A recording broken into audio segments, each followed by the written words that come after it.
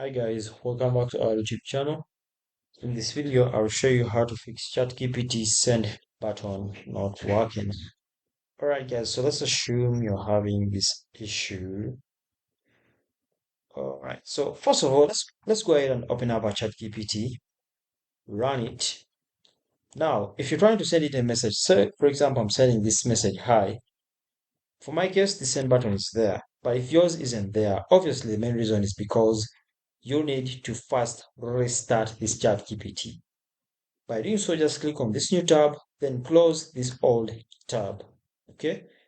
After that, go ahead and refresh this web page. After that, go ahead and search for ChatGPT one more time and then load the page. Click on ChatGPT. Then you can come back to the chat where it had failed to load the send button. Now, for example, just come on recents. Then this is a greeting exchange. All right. So basically here, when you try to send a message again, send button will be here. So that's it, guys. Thanks for watching.